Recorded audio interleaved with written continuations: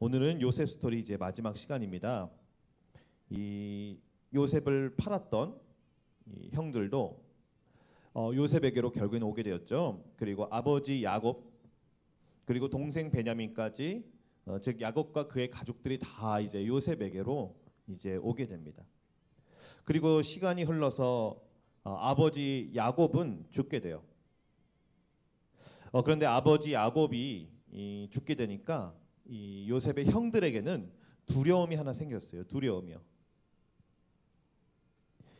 창세기 50장 15절에 보면 요셉의 형제들이 그들의 아버지가 죽었음을 보고 말하되 요셉이 혹시 우리를 미워하여 우리가 그에게 행한 모든 악을 다 갚지나 아니할까 하고, 일어날 수 없는 일임에도 불구하고 막연한 두려움을 갖게 되는 거예요. 혹시나 요셉이 우리한테 복수하면 어떡하지? 분명 요셉은 형들을 다 용서한다고 했고 이것이 다 하나님의 인도하심이라고 고백을 했지만 저번 주에 살펴보았듯이 이 형들에게는 두려움이 좀처럼 가시지가 않는 거예요. 두려움이. 자기네들이 한 짓이 있었기 때문에, 잘못이 있었기 때문에 그 두려움에서 자유로울 수가 없었겠죠. 그래서 이들이 서로 모여서 머리를 맞대어서 방안을 간구해냅니다. 방안을요. 그리고 요셉에게 이런 말을 전하죠. 17절에 보면 너희는 이같이 요셉에게 이르라 내 형들이 내게 악을 행하였을지라도 이제 바라건대 그들의 허물과 죄를 용서하라 하셨나니 당신 아버지의 하나님의 종들인 우리 죄를 이제 용서하소서 하며 요셉이 그들이 그에게 하는 말을 들을 때에 울었더라. 제가 잠깐 다시 한번 의역하면 형들이 이렇게 얘기하는 거예요. 요셉 총리님, 아버지 야곱이 있잖아요. 돌아가시기 전에 이런 명령을 했습니다. 이런 부탁을 했어요. 얘들아, 요셉에게 좀 전해달라.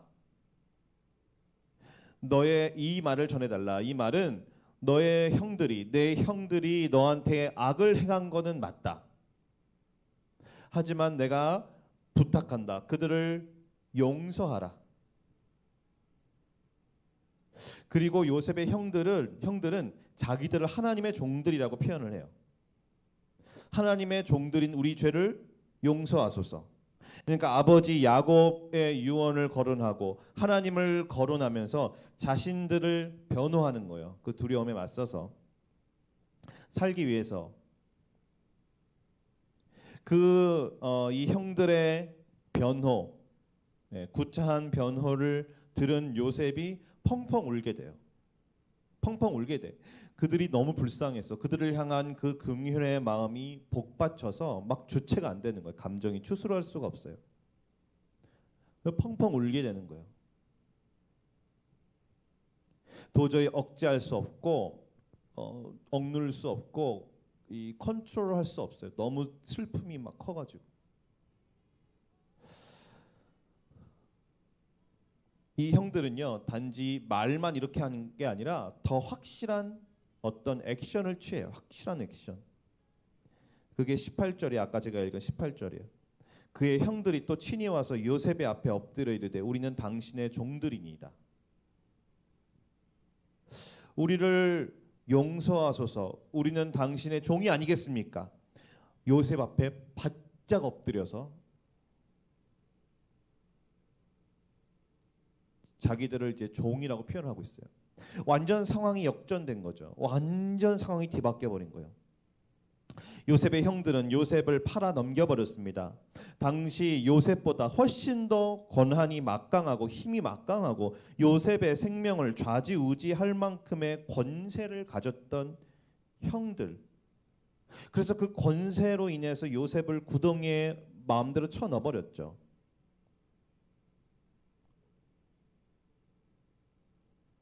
그리고 그런 형들의 폭력 앞에서 무력하게 당할 수밖에 없었던, 한마디 항변의 기회조차 없었고 뭐라고 대꾸할 수도 없었던 요셉이었어요. 그러니까 둘의 현실은 완전 정반대가 됐어요. 형들의 권한은 매우 막강했는데 요셉은 매우 약했는데 지금은 어때요? 요셉이 형들의 생명을 좌지우지할 만큼의, 생명을 컨트롤할 만큼의, 형들의 살고 죽음을 자기의 손에 넣을 만큼의 그런 막강한 권력과 권세를 가지고 있고, 요셉은 반면에 형들은 요셉의 명령 앞에서 아무것도 할 수 없는, 목숨이나 구걸해야 하는 처절한 신세가 되어버렸어요. 이만큼 하나님은 절대 주권을 가진 분이에요. 사람을요 높일 수도 있고 사람을 낮출 수도 있어요. 사람이 존귀한 자리에 갈 수도 있고 사람이 비천한 자리에 갈 수도 있어요.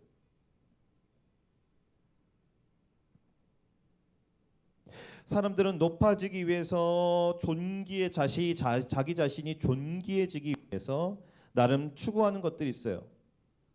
요즘 같은 시대는 돈이 최고죠. 돈만 있으면 왕 노릇을 할 수 있다고 생각해요.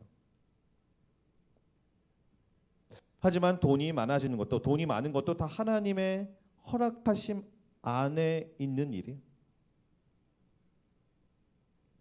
교만할 수가 없는 거예요.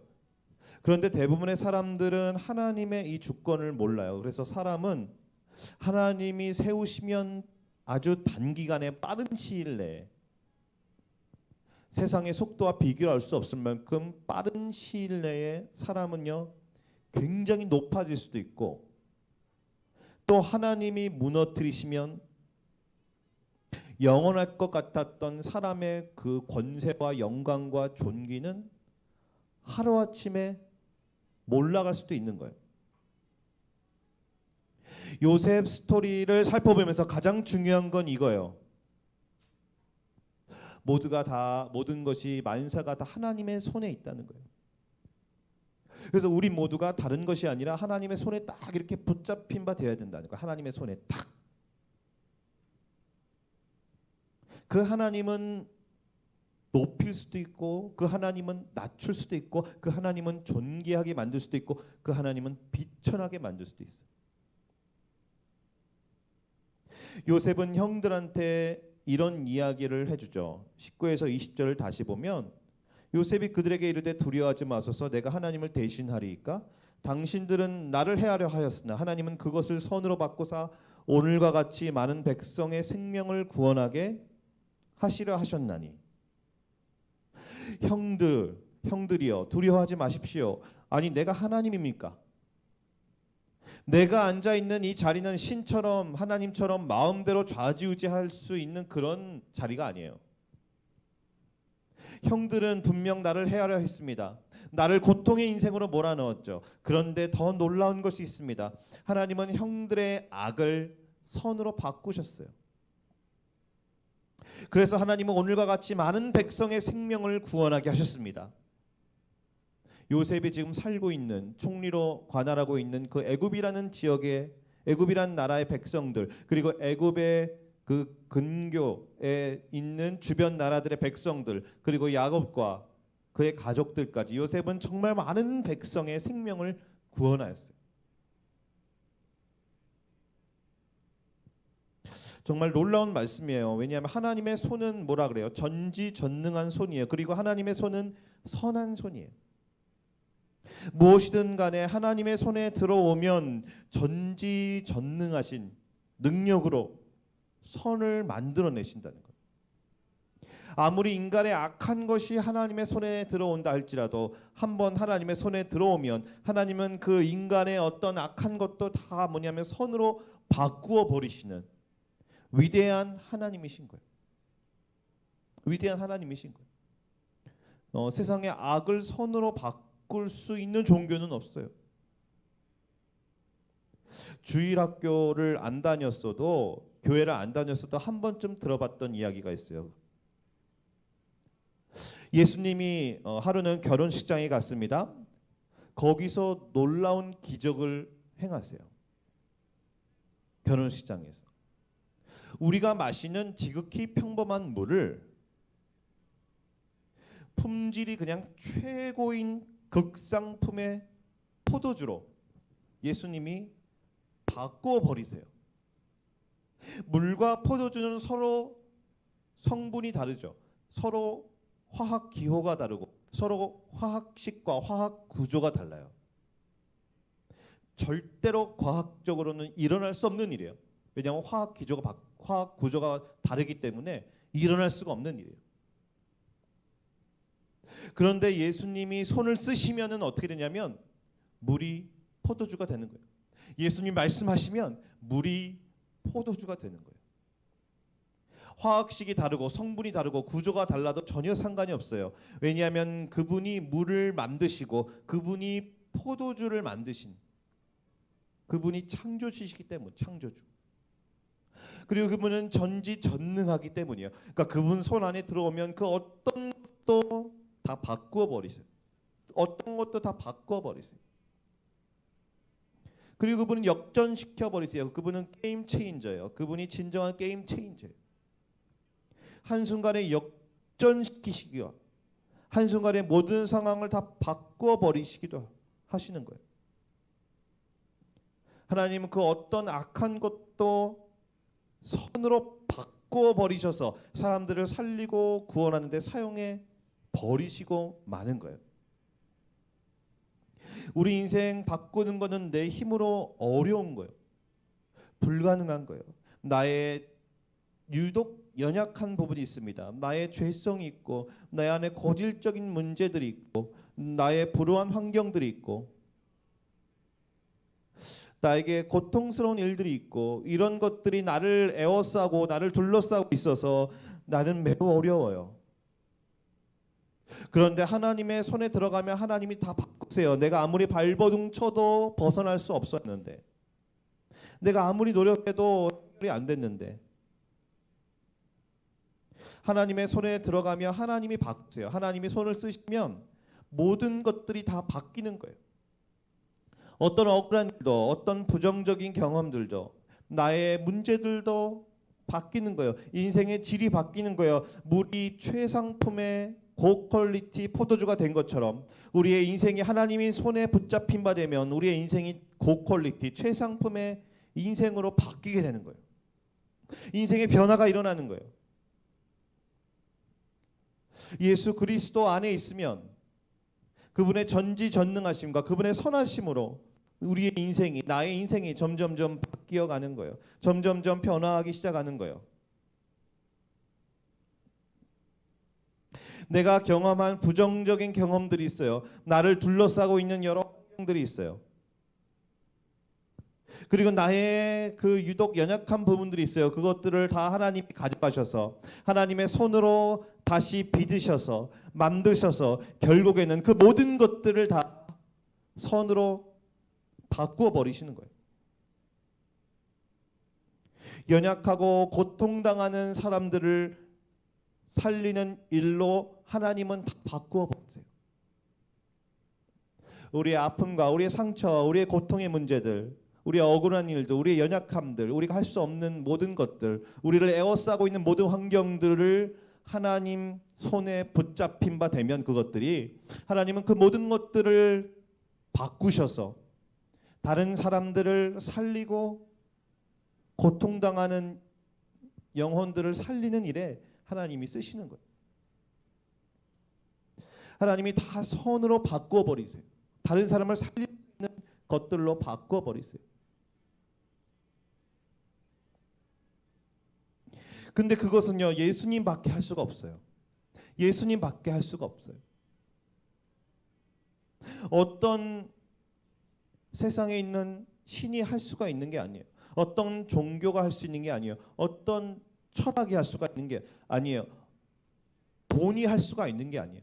권력이 할 수 있는 게 아니에요. 그런 것들은 할 수가 없어요. 우리의 인생의 근본, 우리의 인생의 질을 바꾸는 일은 그 어떤 것도 할 수가 없어요. 우리 인생을, 우리의 삶을, 우리의 인생을 바꾸는 일은 어떤 사람이 할 수 있는 게 아니에요. 인생의 질이 바뀌는 일은 누구밖에 못해요. 예수 그리스도밖에 못하는 거예요. 예수님 손에 붙잡힌 바 되어야 되는 거예요. 이 세상 최고의 지혜는 십자가예요. 어떤 사람들은 십자가를 굉장히 미련한 것으로 생각합니다. 미련한 것으로. 그래서 십자가를 굉장히 바보 같은 것으로 생각하고 십자가를 믿는 것을 굉장히 어리석다 생각해요. 어떤 사람들은 단순히 인간 예수의 실패 정도로 생각합니다. 하지만 십자가야말로 그 뭐냐면 하나님이 선으로 바꾸신 사건이에요. 선으로 바꾸신 사건. 예수님이 십자가에서 우리를 대신하여 죽으심으로 말미암아 십자가를 통해서 사람이 바뀌는 거예요. 십자가는 뭡니까? 이 세상 가장 끔찍한 극악무도한 악이에요. 악. 인간이 피조물이 창조주를 가장 잔인한 방법으로 죽였다라는 거예요. 인류 역사상 볼 수 있는 가장 최악의 상태. 가장 최악의 상태. 근데 하나님은 그 십자가를 통해서 선을 만들어내신다는 거예요. 저주에 처해야 할 운명이 축복으로, 지옥에서 천국으로, 심판에서 구원으로 바뀌는 거예요.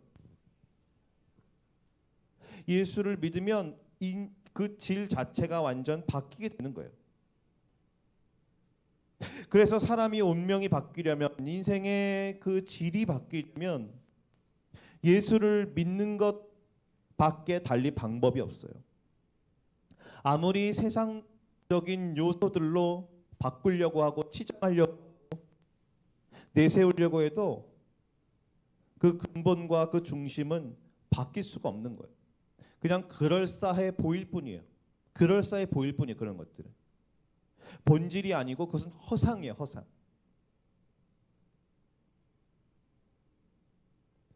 하나님의 자녀라는 고귀한 신분을 얻는 길은 예수 그리스도를 믿는 방법밖에 없어요. 물이 포도주가 된 것처럼 예수 그리스도를 믿으면, 예수님이 손을 쓰시면, 예수님이 말씀하시면 우리의 인생이 바뀌는 거예요. 우리의 질이 바뀌는 거예요. 우리의 운명이 바뀌는 거예요. 우리를 억울하게 하고 우리를 고통스럽게 하고 우리를 불리하게 한 그 모든 어려운 환경들이 예수 그리스도 안에서는 다 우리를 유익하게 해주는, 우리를 참으로 빛나게 해주는 통로로, 그런 것들을 다 예수님이 바꾸어 주시는 거예요. 바꾸어 주시는 거예요. 예수 없을 때는 그냥 막연히 불우한 환경이었고, 예수 없을 때는 그냥 나의 연약함이었지만, 예수를 통해서는 그것들이 다른 사람을 살릴 수 있는, 이 세상에서 뭔가 유익한 일을 할 수 있는 통로가 될 수 있다는 거예요. 그래서 어떻게 해요? 예수님을 우리는 더 적극적으로 예수님을 붙잡아야 돼요.